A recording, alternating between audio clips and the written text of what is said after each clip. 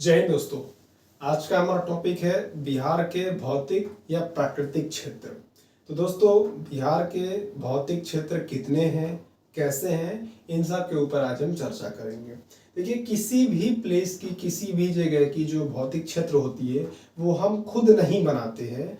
उस जगह की क्लाइमेक्स यानी कि जो जलवायु है, वहाँ की पवनें हैं, वहाँ की नदियाँ हैं, वहाँ की पर्वत है, वहाँ के पठार है, वहाँ की वर्षा है, ये सारी चीज़ें डिसाइड करती है कि उस प्लेस की, उस जगह की जो है कि कैसी होगी संरचना। ठीक है। उसी तरीके से बिहार की जो वायु है, जो पवन है, जो वर्षा है, जो चट्टानें हैं, वही डिसाइड की है।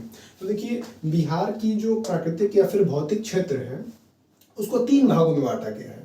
कौन कौन से, ये अब हम देखते हैं। तो यहाँ पर आपको एक भाग मिलेगा, इसको हम बोलते हैं शिवालिक श्रेणी। क्या बोलते हैं? शिवालिक श्रेणी। और नीचे हमको दूसरा भाग मिलेगा, ये पठार है, ये दूसरा भाग है, इसको बोलेंगे पठार। ये है बिहार का दक्षिण पठार या फिर बिहार का दक्षिण पठारी क्षेत्र भी इसको बोल सकते हैं। अब ये जो तीसरा भाग हमें दिख रहा है, ये तीसरा भाग, इसको बोलते हैं बिहार का मैदान। दोस्तों, शिवालिक श्रेणी एक तरीके का पर्वत है, पठार है, मैदान है। पर्वत, पठार, मैदान क्या होता है? अगर इसको एक सेंटेंस में कहा जाए तो देखिए, पर्वत क्या होता है? पृथ्वी की सतह पर उपस्थित द्वितीय प्रकार की वह स्थलाकृति जिसकी मिनिमम ऊंचाई, न्यूनतम ऊंचाई 700 मीटर होती है। ठीक है। और उसका जो टॉप होता है वो लगभग शंकुआकार होता है, कुछ इस तरीके का होता है, कुछ इस तरीके का होता है। ठीक है, ऐसे बोल सकते हैं, ऐसे बोल सकते हैं, शंकुआकार होता है। ठीक है। तो जिसकी ऊपरी, उसकी ऊपरी भाग जो होती है वो शंकुआकार होती है। मिनिमम ऊंचाई 700 मीटर और जो भी अधिकतम ऊंचाई होगी सबसे ऊपर उसका शंकुआकार इस तरीके का हमको आकृति दिखाई देगा, वो हो जाएगा पठार, सॉरी पर्वत हो जाएगा। आपने बहुत सुना होगा पर्वत, जैसे यूराल पर्वत, अपना हिमालय पर्वत, एंडीज पर्वत, ठीक है, रॉकी पर्वत, बहुत सारे पर्वत है। पर्वत के 5 प्रकार होते हैं। उस तरीके से पठार, देखिए अभी हम वर्ल्ड जियोग्राफी नहीं पढ़ा रहे हैं कि आपको पर्वत के सारे चीज डिस्कस करें, पठार के सारे चीज डिस्कस करें। यह भी संभव नहीं है। जब वर्ल्ड जियोग्राफी का पढ़ाएंगे तो फिर हम आपको अच्छे तरीके से बताएंगे पर्वत पठार के कितने भाग है, कौन कौन से नाम है, कौन कहाँ स्थित है, सब टू द पॉइंट बताएंगे। पठार क्या होता है? सेम, कोई डिफरेंट नहीं है, बस ऊंचाई के डिफरेंट है। पृथ्वी की सतह पर उपस्थित द्वितीय प्रकार की स्थलाकृति जिसकी मिनिमम ऊंचाई 500 मीटर होती है और इसकी जो टॉप यानी कि छत होती है वो लगभग इस तरह से समतलाकार होती है। क्या होती है? समतलाकार। ये तो शंकुआकार है और पठार की लगभग समतलाकार होती है। ठीक है, तो इसको हम पठार कहते हैं। मैदान क्या होता है? इसकी पर्वत और पठार की तुलना में कोई ऊंचाई नहीं होती है, बस ये कह लेंगे। तो पठार समझ में आया, पर्वत और मैदान। देखिए, एक तरीके का ये पर्वत है, लेकिन हम श्रेणी क्यों कह रहे हैं इस बात को समझिएगा। जैसे देखिए, अगर हम इसको बोल दें कि ये पर्वत है, पहाड़ है, समझ में आ रहा है, लेकिन यहीं पर कई सारे पर्वत हैं तो इसको हम बोलेंगे नहीं, ये एक श्रेणी के रूप में हो जाएगा। तो उसी तरीके से जो बिहार में यहाँ पर पर्वतों का झुंड है इसको हम श्रेणी बोलते हैं।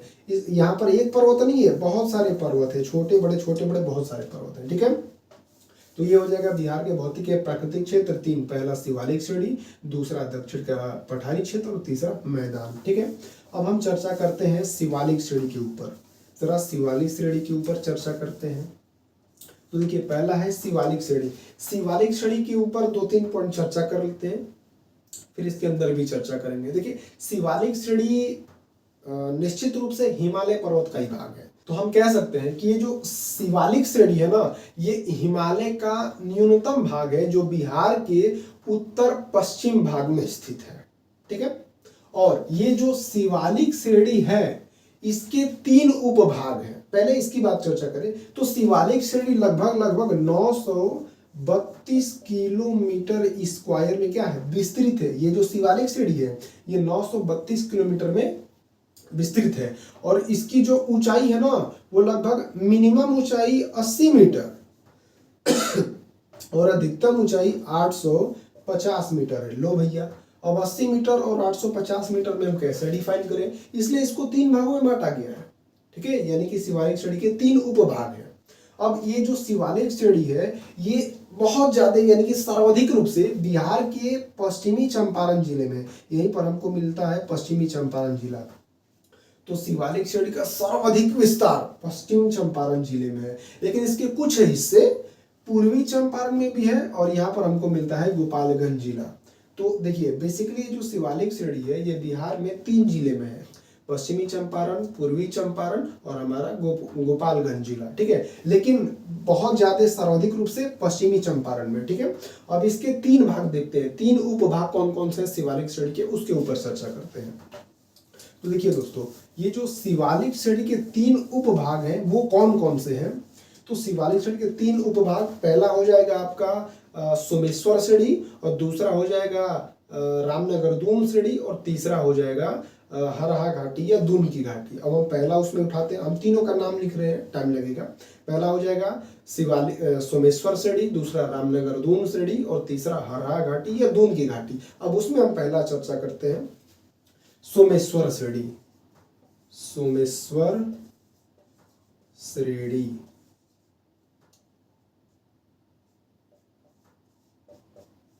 शिवालिक श्रेणी का पहला उपभाग है सोमेश्वर श्रेणी। अब इसके ऊपर हम कुछ पॉइंट में चर्चा कर लेते हैं।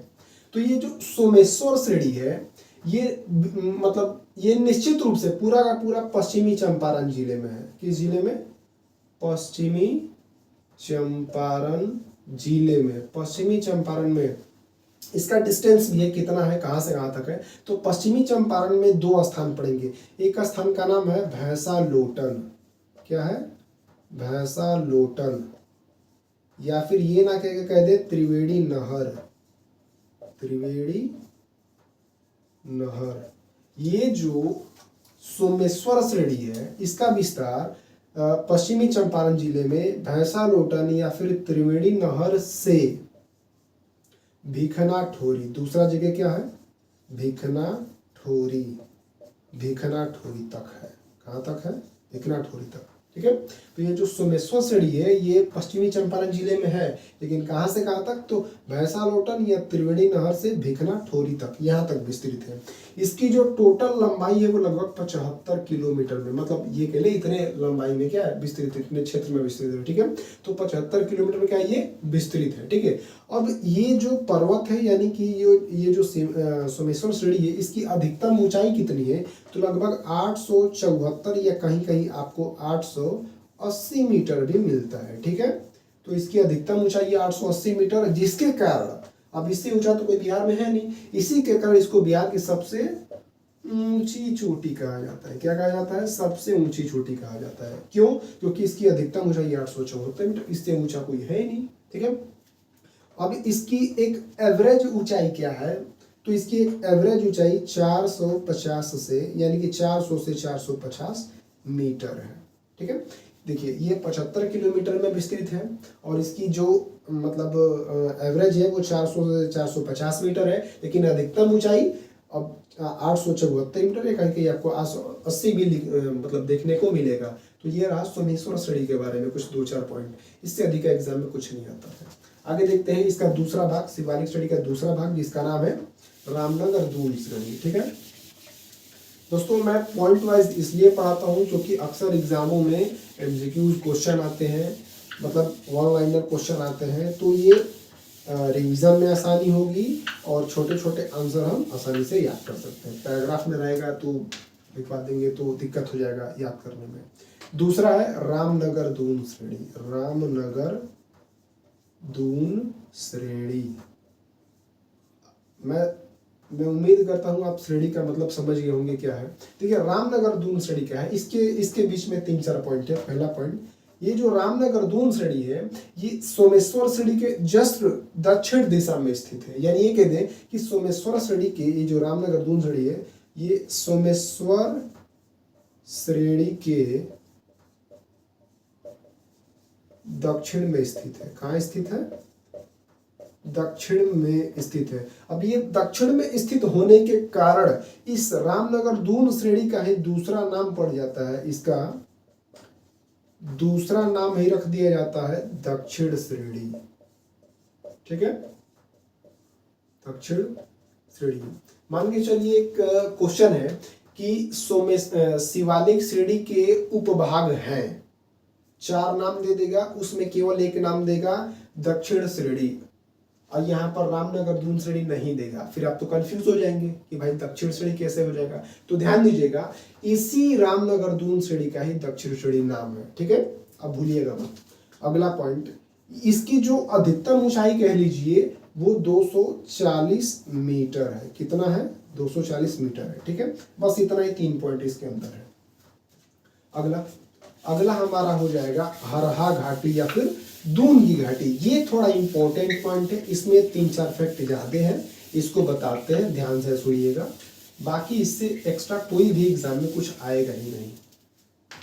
अगला है हमारा हरहा घाटी या फिर इसी को बोलते हैं दून की घाटी, ठीक है। हरहा घाटी या फिर दून की घाटी, इसके ऊपर 3-4 पॉइंट देख लेते हैं। ये जो हरहा घाटी है ये सोमेश्वर श्रेणी,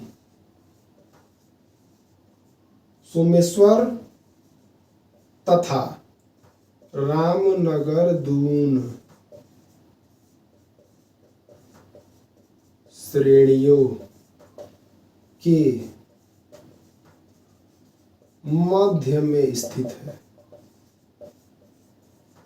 ये जो दून की घाटी या फिर हरहा घाटी है, ये ऊपर में है सोमेश्वर श्रेणी, नीचे में है रामनगर दून श्रेणी, इन दोनों के बीच में ये बैठा है, मतलब स्थित है। तो ये जो हरहा घाटी है, दून की घाटी है, ये कहाँ है? सोमेश्वर श्रेणी और रामनगर दून श्रेणी के बीच में स्थित है, ठीक है। अब अगला पॉइंट, ये जो हरहा घाटी है ये मैक्सिमम 24 किलोमीटर में क्या है? विस्तृत है, ठीक है। इसका विस्तार है, इसका मिनिमम विस्तार है, मिनिमम विस्तार कितना? 24 किलोमीटर, लेकिन मैक्सिमम कहा जाए इसका जो क्षेत्रफल है वो लगभग 576 किलोमीटर स्क्वायर में ये क्या है? विस्तृत है, इसका क्षेत्रफल है, ठीक है। अब ये जो 576 किलोमीटर स्क्वायर में विस्तृत है, इसके अंतर्गत बहुत सारे दर्रा जब आपको पढ़ाएंगे पर्वत पठार उसी टाइम बता देंगे दर्रा क्या होता है। बस ये जान लीजिए कि इसमें मखट दर्रा आ जाएंगे, मखट दर्रा आ जाएंगे, मखट दर्रा, बहुत सारे दर्रे, 2-3 दर्रे आते हैं, अभी इसका नाम ध्यान नहीं आ रहा है। तो मखट दर्रा और इसमें 2-3 दर्रे आते हैं, वो ध्यान नहीं आ रहा है, ठीक है, वो फिर कभी बाद में नेक्स्ट टाइम में बता देंगे। तो ये हो जाएगा। और इसी हरहा घाटी या दून की घाटी से एक नदी है जिसका नाम है हरहा नदी।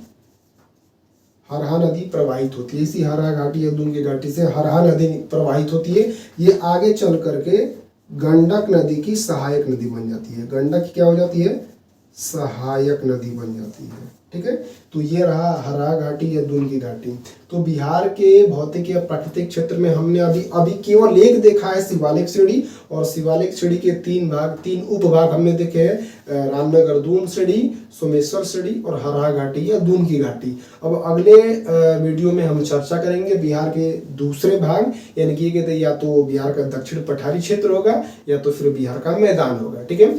तो दोस्तों मैं उम्मीद करता हूँ कि आपको ये समझ में आया होगा। मिलेंगे नेक्स्ट वीडियो में, तब तक के लिए जय हिंद। खुश रहिए, स्वस्थ रहिए, मस्त रहिए।